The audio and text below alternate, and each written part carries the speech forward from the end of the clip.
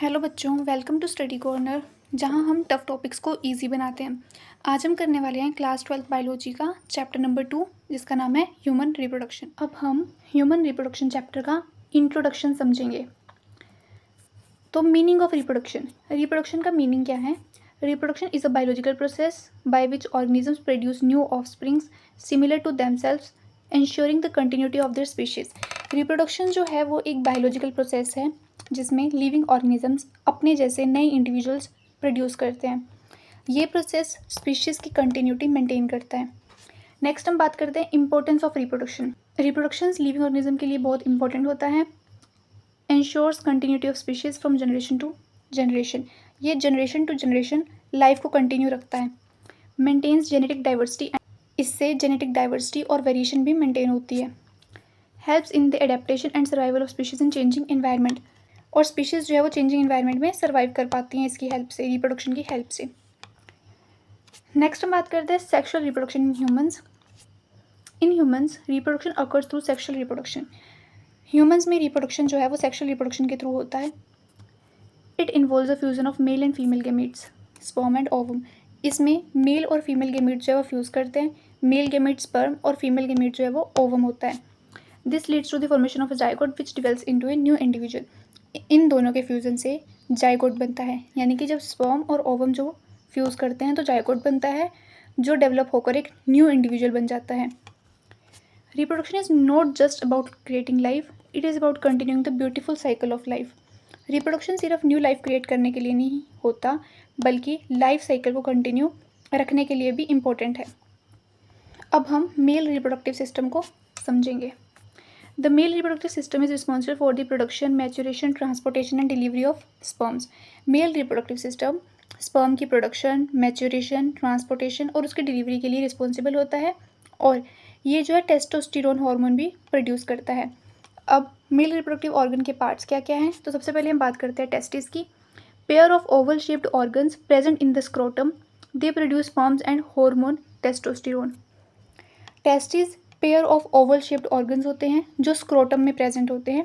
ये स्पर्म्स और testosterone hormone जो है वो प्रोड्यूस करते हैं। नेक्स्ट हम बात करते हैं, सेकेंड आता है epididymis, a coiled tube present on the back side of each testis, it stores and matures sperms. तो एपिडिडाइमस एक क्वाइल्ड ट्यूब होती है, यहाँ स्पर्म्स स्टोर होते हैं और मैच्योर होते हैं। नेक्स्ट हम बात करेंगे वेस्ट डेफरेंस की, a long muscular tube that transports mature sperms from the epididymis to the ejaculatory duct. तो वेस्ट डेफरेंस एक मस्कुलर ट्यूब होती है, ये मैच्योर स्पर्म्स को एपिडिडाइमस से इजैकुलेटरी डक्ट तक ट्रांसपोर्ट करती है। Next penis, the copulatory organ that delivers sperms into the female reproductive tract. Penis male copulatory organ होता है, ये स्पर्म्स को फीमेल रिप्रोडक्टिव ट्रैक्ट में डिलीवर करता है। नेक्स्ट आता है accessory glands, it includes seminal vesicles, prostate gland and bulbourethral gland, they secrete fluids that form semen and nourish sperms. Accessory glands में सेमिनल वेसिकल्स प्रेजेंट होते हैं, prostate gland and bulbourethral glands इसमें include होते हैं। ये glands fluid को secrete करते हैं जो सीमन बनता है और स्पर्म्स को नरिश करते हैं। ये मेल रिप्रोडक्टिव सिस्टम स्पर्म की प्रोडक्शन में, मैच्योरेशन में और ट्रांसपोर्ट में इम्पोर्टेंट रोल प्ले करता है। अब हम मेल रिप्रोडक्टिव ऑर्गन के फंक्शंस को समझेंगे। तो सबसे फर्स्ट फंक्शन आता है इसका स्पर्म की प्रोडक्शन करना। Testis produce sperms in the seminiferous tubules, millions of sperms are produced continuously. अब मेल रिप्रोडक्टिव सिस्टम का सबसे इंपॉर्टेंट फंक्शन होता है स्पर्म की प्रोडक्शन करना। टेस्टिस के सेमिनिफेरस ट्यूब्यूल्स में स्पर्म्स प्रोड्यूस होते हैं और मिलियंस ऑफ स्पर्म्स जो है वो कंटिन्यूसली बनते रहते हैं। नेक्स्ट आता है टेस्टोस्टेरोन हार्मोन। टेस्टिस के लेडिक सेल्स में सिक्रेट करते हैं hormone testosterone, it is responsible for the development of male reproductive organ and secondary sexual characters. Testis testosterone hormone भी सिक्रेट करते हैं, ये हार्मोन मेल रिप्रोडक्टिव ऑर्गन के डेवलपमेंट में इंपॉर्टेंट रोल प्ले करता है। इसकी वजह से सेकेंडरी सेक्शुअल कैरेक्टर्स डेवलप होते हैं, जैसे कि बियर्ड, मुस्टैच और डीप वॉइस होना। नेक्स्ट आता है semen formation. Sperms from testis combine with secretions from accessory glands, जो एक्सेसरी ग्लैंड्स में आता है seminal vesicle, prostate gland, bulbourethral glands, to form semen बनाने के लिए। तो स्पर्म्स जो हैं वो एक्सेसरी ग्लैंड्स के सिक्रीशन के साथ मिलकर सीमन बनाते हैं। एक्सेसरी ग्लैंड्स में सेमिनल वेसिकल्स, प्रोस्टेट ग्लैंड और बल्बोयूरेथ्रल ग्लैंड्स इंक्लूड होते हैं। सीमन स्पर्म्स को नरिशमेंट और प्रोटेक्शन प्रोवाइड करते हैं। ये सब फंक्शंस हेल्दी स्पर्म्स की प्रोडक्शन और ट्रांसपोर्ट में हेल्प करते हैं। अब हम फीमेल रिप्रोडक्टिव सिस्टम को समझेंगे। तो फीमेल रिप्रोडक्टिव सिस्टम में हमारे पास 5 पार्ट्स आते हैं। इसके भी फीमेल रिप्रोडक्टिव सिस्टम ओवा प्रोडक्शन, फर्टिलाइजेशन और प्रेगनेंसी के लिए रिस्पॉन्सिबल होता है। तो सबसे पहले इसका पार्ट आता है ovary, pair of almond shaped organs that produce ओवा यानी कि एग्स एंड फीमेल हार्मोन होते हैं एस्ट्रोजन एंड प्रोजेस्टेरोन। ये होती हैं ओवरीज। ठीक है, ये गलत लिखा है इसमें। जो हमारा सेकंड वाला है ये हमारी ओवरी इधर है ये, और जो सेकंड है 1 वाला ये फेलोपियन ट्यूब ये होती है।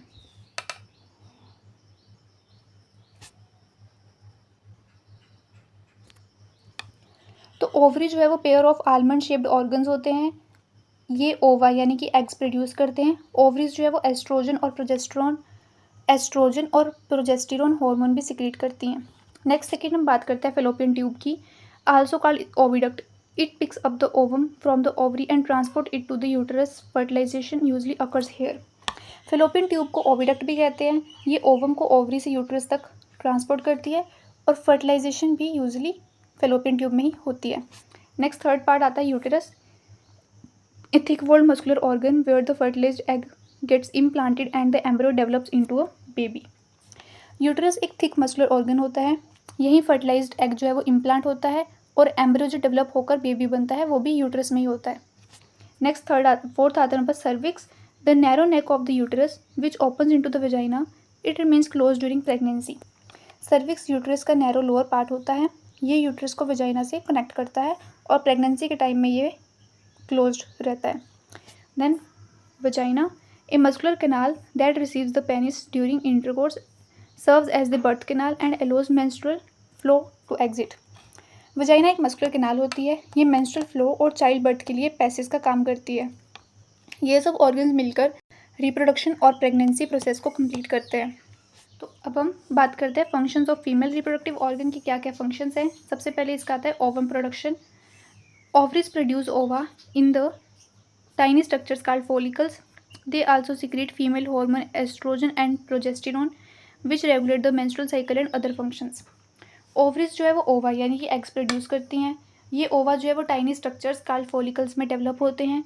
ओवरीज एस्ट्रोजन और प्रोजेस्टेरोन हार्मोन्स भी सिक्रीट करती हैं। ये हार्मोन्स मेंस्ट्रुअल साइकिल को रेगुलेट करते हैं। सेकेंड फंक्शन आता है इसका fertilisation. The ovum release from the ovary is picked up by the fallopian tube. Fertilisation occurs in the fallopian tube when the ovum fuses with the sperm to form a zygote. Fertilisation usually जो है वो fallopian tube में होती है। इस process में sperm और ovum जो है वो फ्यूज़ करके जाइगोट बनाते हैं और जाइगोट जो है वो न्यू इंडिविजुअल की फर्स्ट सेल होता है। थर्ड आता है pregnancy support. The uterus supports implantation of the fertilised egg and provides nourishment, protection and suitable environment for the growth and development of the embryo into a baby। Uterus जो है pregnancy को support करता है, यहीं पे fertilised egg जो है वो इम्प्लांट होता है। यूट्रस जो है वो एम्ब्रियो को नरिशमेंट, प्रोटेक्शन और प्रॉपर इन्वायरमेंट भी प्रोवाइड करता है और यहीं पे एम्ब्रियो जो है वो एक बेबी में डेवलप होता है। ये सब फंक्शंस जो है वो रिप्रोडक्शन और healthy development of a new life के लिए बहुत इंपॉर्टेंट हैं। अब हम गेमेटोजेनेसिस को समझेंगे। The process of formation and development of gametes in the gonads is known as gametogenesis. Gametogenesis यानी कि गेमीट्स मतलब कि सेक्स सेल्स की फॉर्मेशन की प्रोसेस को बोलते हैं हम गेमेटोजेनेसिस। मेल गेमीट स्पर्म होता है और फीमेल गेमीट ओवम होता है, यानी कि स्पर्म और ओवम की जो प्रोसेस है, स्पर्म और ओवम को बनाने की जो प्रोसेस है उसको हम इकट्ठे बोलते हैं गेमेटोजेनेसिस। तो सबसे पहले हम बात करते हैं स्पर्मेटोजेनेसिस। स्पर्मेटोजेनेसिस वो प्रोसेस है जिसमें हम स्पर्म्स को बनाते हैं। ये टेस्टिस के सेमिनिफेरस ट्यूब्यूल्स में होती है। इस प्रोसेस में स्पर्मेटोगोनिया जो है वो डिवाइड होकर मैच्योर होकर डिवाइड और मैच्योर होकर स्पर्म्स बनाते हैं। 1 प्राइमरी स्पर्मेटोसाइट से 4 फंक्शनल स्पर्म सेल्स बनते हैं। तो अब इसको देखते हैं। सबसे पहले हमारे पास होता है एक स्पर्मेटोगोनिया जो कि डिप्लॉइड होता है, 2n होता है। उससे हमारा एक प्राइमरी स्पर्मेटोसाइट बनता है जो भी डिप्लॉइड होता है। उसमें जब फर्दर डिवीज़न होगी तो उससे 2 सेकेंडरी स्पर्मेटोसाइट्स बनेंगे जो कि हैप्लॉइड होंगे, एन होगा। 2 से 4 बनेंगे स्पर्मेटिड्स जो कि एन होंगे, और फिर उनमें जब डिफरेंशिएशन या फिर ट्रांसफॉर्मेशन होगी तो वो स्पर्मेटोजोआ बनेंगे, यानी कि स्पर्म्स बनेंगे और वो भी हैप्लॉइड होंगे। तो फर्स्ट फेज जो है होता है वो हमारा मल्टीप्लिकेशन होता है, जिसमें माइटोसिस होती है जो कि एक इक्वेशनल डिवीज़न होती है, उसमें नंबर कम नहीं होता है, इसीलिए डिप्लॉइड से डिप्लॉइड ही बना। देन उसकी ग्रोथ हुई, वहाँ पे कोई भी डिवीज़न नहीं हुई, ग्रोथ फेज़ था वो। थर्ड में उसका मैचुरेशन फेज़ हुआ, जहाँ पे पहले मियोसिस 1 हुई तो उनका नंबर जो था वो कम हो गया। वो मियोसिस जो होती है वो रिडक्शनल डिवीज़न होती है, तो वो हैप्लॉइड हो गए। एंड मियोसिस 2 हुई, तो इसमें माइटोसिस और मियोसिस जो है वो दोनों ही होती हैं। साथ में पहले हम बात कर लेते हैं oogenesis की। oogenesis वो प्रोसेस होती है जिसमें हम ओवम को बनाएंगे। ये ओवरीज में होती है। इस प्रोसेस में oogonia डेवलप होकर जो है ओवम बनाती है। 1 प्राइमरी oocyte से एक ओवम और पोलर बॉडीज बनती है। अब सबसे पहले हमें पता है एक oogoनियम जो कि डिप्लॉइड है। इसमें माइटोसिस होगी तो प्राइमरी oocyte बनेगा जो कि डिप्लॉइड होगा, बिकॉज माइटोसिस जो है वो इक्वेशनल डिवीजन है, उसमें नंबर कम नहीं होता है। उसके बाद मियोसिस 1 होती है जिससे सेकेंडरी oocyte बनता है और एक फर्स्ट पोलर बॉडी बनती है। और जब मियोसिस 2 होगी तो उसमें ओवम बनेगा, एक ओवम और 3 पोलर बॉडीज़ बनेंगी जो डीजनरेट हो जाती हैं। तो मियोसिस जब हुई तो वहाँ पे नंबर जो है हमारा हैप्लॉइड हो गया, बिकॉज मियोसिस जो है वो एक रिडक्शनल डिवीज़न है। अब हम बात कर लेते हैं फॉर्मेशन ऑफ गेमीट्स की। Gametogenesis results in the formation of mature mail and female gamete. Gametogenesis के थ्रू मैच्योर मेल और फीमेल गेमीट बनते हैं, जैसे कि स्पर्म और ओवम। स्पर्म जो है वो स्मॉल और मोटाइल होता है, जबकि ओवम जो है वो लार्ज और नॉन मोटाइल होता है। मोटाइल मीन कि स्पर्म जो है वो मूव कर सकता है, लेकिन ओवम जो है वो मूव नहीं कर सकता। फर्टिलाइजेशन के टाइम पर स्पर्म और ओवम जो है वो फ्यूज़ करके जाइगोट बनाते हैं, और जाइगोट न्यू इंडिविजुअल की फर्स्ट सेल होता है। तो नेक्स्ट हम बात करते हैं मेंस्ट्रुअल साइकिल क्या होती है। इस cyclic series of changes in the reproductive system of females that prepares the body of for pregnancy. Menstrual cycle females की रिप्रोडक्टिव सिस्टम में होने वाली साइक्लिक चेंजेस की सीरीज़ होती है। ये बॉडी को प्रेगनेंसी के लिए प्रिपेयर करती है। एक नॉर्मल मेंस्ट्रुअल साइकिल लगभग 28 डेज़ की होती है। अब हम बात करते हैं फेजेस ऑफ मेंस्ट्रुअल साइकिल। तो मेंस्ट्रुअल साइकिल जो है वो मेनली 4 फेजेस में डिवाइडेड है। सबसे पहले हम बात करते हैं मेंस्ट्रुअल फेज के बारे में, जो डे 1 से लेकर डे 5 तक होता है। The lining of the uterus breaks down and comes out through the vagina. इस फेज में यूट्राइन की जो लाइनिंग है वो ब्रेक होकर ब्लड के फॉर्म में बॉडी से बाहर निकलती है। देन आता है फॉलिकुलर फेज, ये डे 6 to 13 होता है। ये follicle develops in the ovary and oestrogen level increases. इस फेज में ओवरी में फॉलिकल जो है वो डेवलप होता है, एस्ट्रोजन हार्मोन का लेवल जो है वो इंक्रीज होता है डे 6 से लेकर 13 तक। देन थर्ड में आता है ओवुलेशन, वो आती है day 14। Mature egg is release from the ovary, oestrogen level peaks. अब लगभग डे 14 पर जो है वो ओवुलेशन होता है। इस प्रोसेस में मैच्योर एग जो है वो ओवरी से रिलीज होता है। ये फर्टिलाइजेशन के लिए मोस्ट फर्टाइल पीरियड होता है, और यहाँ पे एस्ट्रोजन का लेवल भी है वो बिल्कुल पीक पे होता है। देन फोर्थ हमारे पास ल्यूटियल फेज आता है जो डे 15 से लेकर 28 तक होता है। Corpus luteum forms and secretes progesterone, uterus lining thickens in the preparation for pregnancy. Day 15 से 28 तक ल्यूटियल फेज होता है। इस फेज में प्रोजेस्टेरोन हार्मोन जो है वो इंक्रीज होता है। यूट्रस जो है वो प्रेगनेंसी के लिए प्रिपेयर होता है। देन अब हम बात करते हैं मेंस्ट्रुएशन के बारे में। तो if the egg is not fertilise the uterine lining breaks down. अब अगर हम जो एग है वो फर्टिलाइज नहीं हुई होगी तो यूट्राइन की जो लाइनिंग है वो टूट जाएगी। और कौन सी लाइनिंग टूटती है उसकी? एंडोमेट्रियम, वो टूट जाती है। Blood and tissue comes out through vagina, vagina के थ्रू ब्लड और टिश्यू जो है वो बाहर आ जाएंगे। This marks the beginning of new cycle, और इससे क्या होगा कि नई साइकिल स्टार्ट हो जाएगी हमारी। थर्ड आता है हमारे पास ovulation. Around day 14 the mature egg is release from the ovary. अब डे 14 के टाइम मतलब डे 14 तक क्या होता है कि जो मेच्योर एग जो है वो ओवरी से रिलीज हो जाता है, उसको ओवुलेशन बोलते हैं। The egg moves into the fallopian tube. अब हमारी जो एग है वो कहाँ चली गई है? फेलोपियन ट्यूब में चली गई है। This is the most fertile time of the cycle. ये सबसे ज़्यादा फर्टाइल टाइम होता है साइकिल का। इस टाइम पे फर्टिलाइजेशन के चांसेस बहुत हाई होते हैं। देन हम बात करते हैं हार्मोनल चेंजेस के बारे में। Oestrogen increases during follicular phase and peaks just before ovulation. अब फॉलिकुलर फेज के टाइम पे एस्ट्रोजन जो है वो इंक्रीज़ हो जाता है और वो ओवुलेशन से पहले जो है वो बिल्कुल पीक तक पहुंच जाता है। Progesterone increases during luteal phase and maintains the uterus lining. Progesterone जो है वो ल्यूटियल फेज के टाइम पे इंक्रीज होता है और वो यूट्रस की लाइनिंग को मेंटेन करके रखता है। If no fertilisation occurs both hormone level drops leading to menstruation. और अगर फर्टिलाइजेशन नहीं होते तो दोनों जो हार्मोन्स के लेवल है वो गिर जाएंगे और हमारी मेंस्ट्रुएशन स्टार्ट हो जाएगी। मेंस्ट्रुअल साइकिल फीमेल बॉडी को एवरी मंथ प्रेगनेंसी के लिए प्रिपेयर करती है। नेक्स्ट हम बात करते हैं फर्टिलाइजेशन क्या होती है। The process in which the male and female gamete fuse to form zygote, the first cell of a new individual.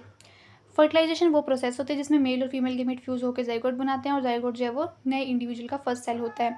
तो सबसे पहले हम बात करते हैं fusion of sperm and ovum कि जब स्पर्म और ओवम फ्यूज करते हैं तो during sexual intercourse millions of sperms are deposited into the vagina.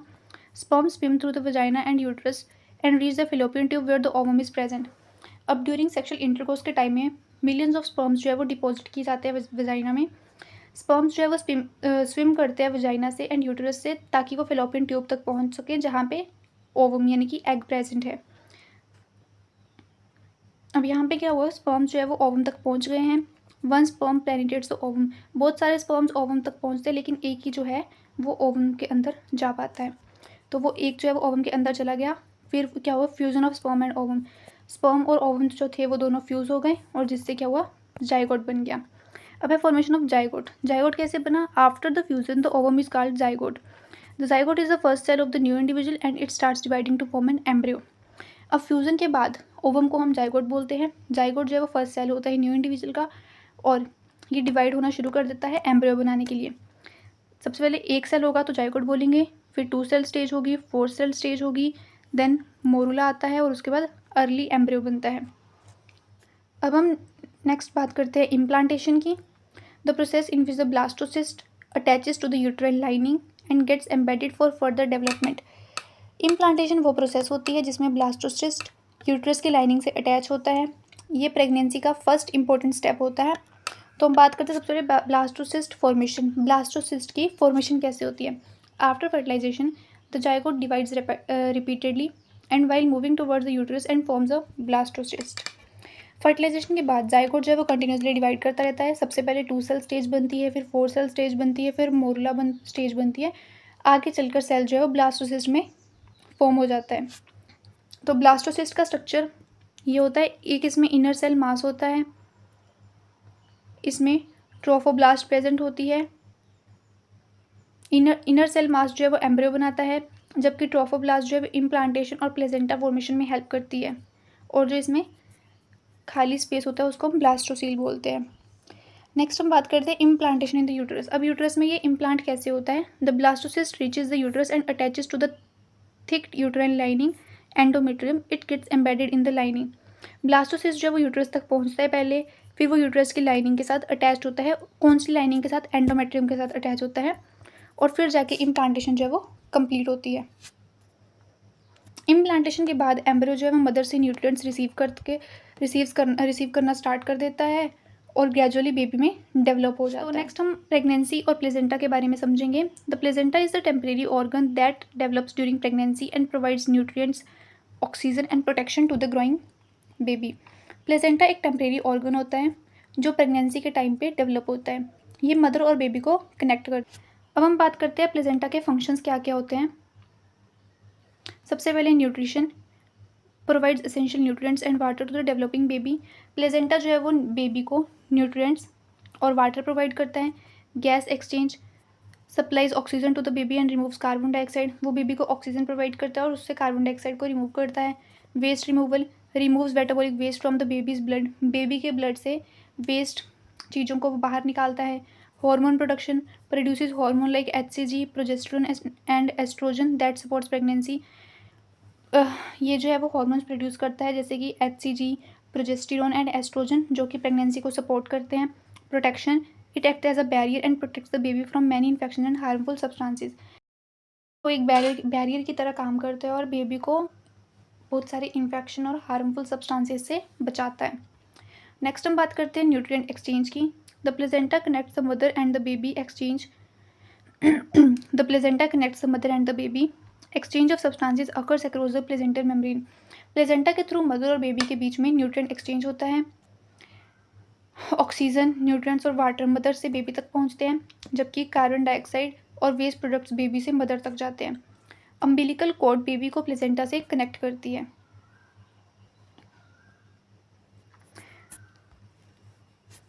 अब हम बात करते हैं प्रेगनेंसी पीरियड के बारे में। The average duration of pregnancy in human is about 280 days, यानी कि 40 weeks from the first day of the last menstrual period.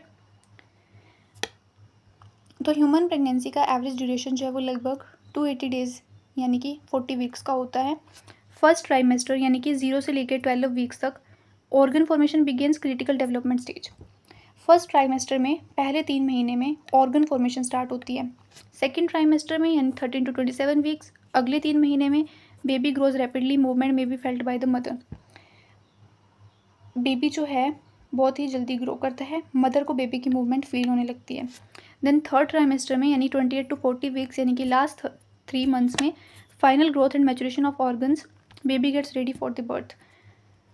Organs जो है वो पूरी तरह से मैच्योर हो जाते हैं और बेबी जो है वो बर्थ के लिए रेडी हो जाता है।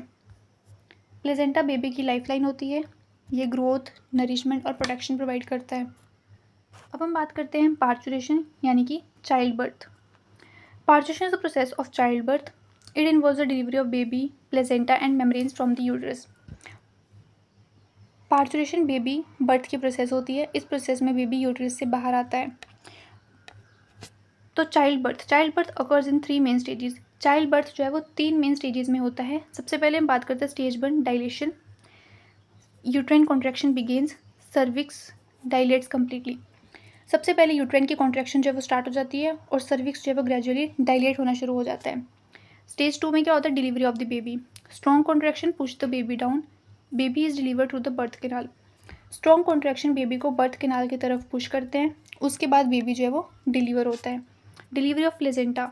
After the baby is born, the placenta and the membranes are expelled, uterus contracts to stop bleeding.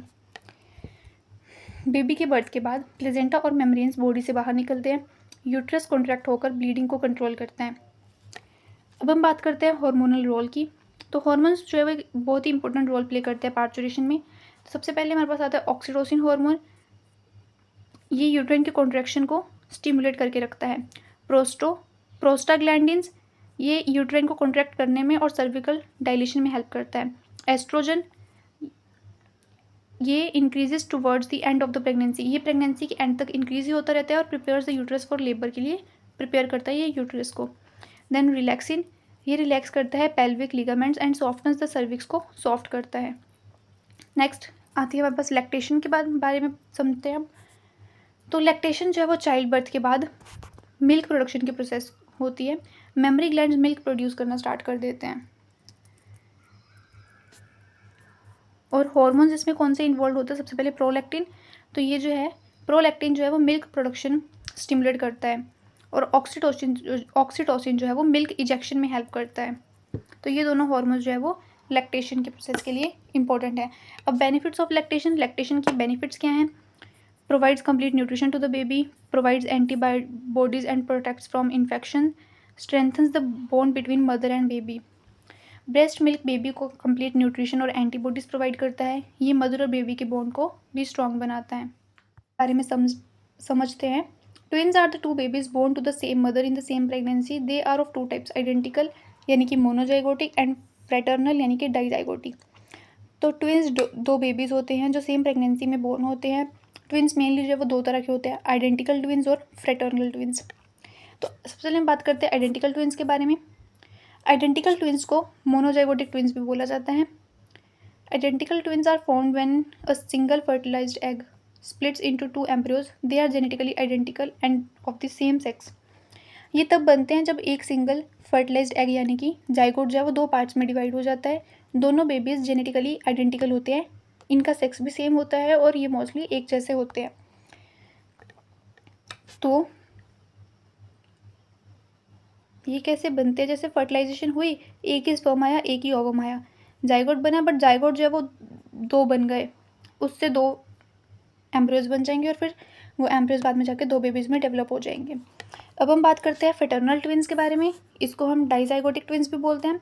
फेटर्नल twins are formed when the 2 different eggs are released and 2 different sperms fertilize them. They are genetically different and may be of the same और different sex. अब fraternal twins में क्या होता है कि फेटर्नल twins ये तब बनते हैं जब 2 अलग एग्स जो है वो रिलीज़ होती हैं, दोनों एग्स अलग अलग स्पर्म से फर्टिलाइज होती हैं। फेटर्नल ट्विंस जो है वो जेनेटिकली डिफरेंट होते हैं, इनका सेक्स सेम भी हो सकता है और डिफरेंट भी हो सकता है। ये आइडेंटिकल ट्विंस की तरह एग्जैक्टली सेम नहीं दिखते, ये अलग होते हैं। जैसे एक ओवम आया, एक स्पर्म आई, फर्टिलाइजेशन हुई, एक एम्ब्रियो बन गया। सेकेंड स्पर्म आया, सेकेंड ओवम आया, फर्टिलाइजेशन हुई, सेकेंड एम्ब्रियो बन गया। तो ये दोनों अलग अलग स्पर्म और अलग अलग ओवम से बने हैं, तो इसलिए ये डिफरेंट भी हो सकते हैं। ट्विंस नेचुरल वेरिएशन का एग्जाम्पल। अब हम रिप्रोडक्टिव हेल्थ के बारे में समझेंगे। Reproductive health means complete physical, mental and social wellbeing in all matters related to the reproductive system at all the stages of the life. Reproductive health का मतलब reproductive system से related physical, mental और social wellbeing होता है। Healthy reproductive life में एक healthy future के लिए बहुत इंपॉर्टेंट होती है। Importance of reproductive health. Good reproductive health is essential for a happy, healthy and responsible life. Good reproductive health healthy और रिस्पॉन्सिबल लाइफ के लिए बहुत इंपॉर्टेंट है। Overall wellbeing it ensures physical, mental and emotional wellbeing. ये physical, mental और emotional wellbeing को maintain करता है। प्रिवेंट्स डिसीजेज, ये हमें diseases like STDs and reproductive disorder से भी प्रिवेंट करता है। Healthy relationships and families, promotes mutual respect and understanding and responsible parenthood. इससे हेल्दी रिलेशनशिप्स और रिस्पॉन्सिबल पेरेंटहुड प्रमोट होता है। Better quality of life, enables individual to make informed choices and lead a confident life. इससे उनकी life भी जो है वो बहुत कॉन्फिडेंट हो जाती है। नेक्स्ट हम बात करते हैं हाइजीन के बारे में। Good hygiene practices help in maintaining reproductive health and preventing infection. Proper hygiene reproductive health maintain करने के लिए बहुत इंपॉर्टेंट है। सबसे पहले हम बात करते हैं पर्सनल हाइजीन की। जेनिटल एरिया को क्लीन और ड्राई रखना चाहिए। क्लीन वाटर और माइल्ड सोप यूज़ करना चाहिए। वेयर क्लीन अंडरवेयर, क्लीन और ड्राई कॉटन अंडरवेयर पहननी चाहिए। मेंस्ट्रुअल हाइजीन, गर्ल्स को क्लीन सैनिटरी पैड्स यूज़ करने चाहिए। पैड्स रेगुलरली चेंज करने चाहिए। Toilet hygiene, awareness good reproductive health की। क्लीन टॉयलेट्स और क्लीनिनेस मेंटेन करना इम्पॉर्टेंट है। General hygiene, take regular bath, eat healthy food and exercise regularly. Daily नहाना चाहिए, अच्छा खाना खाओ और डेली एक्सरसाइज करो। देन हमारे पास आता है awareness. Awareness is the key to good reproductive health and a safe future के लिए हमें एजुकेशन होनी चाहिए। Learn correct information about the reproductive system, puberty and related changes. इनके बारे में हमें पूरी एक करेक्ट इन्फॉर्मेशन होनी चाहिए। Know your body, understanding your body helps in taking better care of your health. अपनी बॉडी के बारे में हमें जानना चाहिए, समझना चाहिए। सीक मेडिकल एडवाइस, हमें एक डॉक्टर से भी कंसल्ट करना चाहिए ताकि हमें कोई भी सीरियस कॉम्प्लिकेशंस ना हो सके। Say no to risky behaviour, unsafe sexual practices, substances and unhealthy habits नहीं करनी चाहिए। Spread awareness, talk about reproductive health. Reproductive health के लिए हमें बारे में हमें ओपनली बात करनी चाहिए अपने फ्रेंड्स एंड फैमिली के साथ। गुड रिप्रोडक्टिव हेल्थ और प्रॉपर अवेयरनेस हेल्दी सोसाइटी बनाने में हेल्प करती है। आज हमने ह्यूमन रिप्रोडक्शन चैप्टर कंप्लीट कर लिया। आज हमने मेल और female reproductive system, fertilization, implantation, pregnancy, twins और रिप्रोडक्टिव हेल्थ के बारे में स्टडी किया। Thank you everyone for watching this video. I hope आपको ये चैप्टर इजी और इंटरेस्टिंग लगा होगा। अगर वीडियो हेल्पफुल लगी हो तो वीडियो को लाइक ज़रूर करें और अपने फ्रेंड्स और क्लासमेट्स के साथ शेयर भी करें। ऐसे ही बायोलॉजी के और एजुकेशनल वीडियोज़ के लिए चैनल को सब्सक्राइब करें। बेल आइकन प्रेस करना मत भूलिए। See you in the next video. Thank you.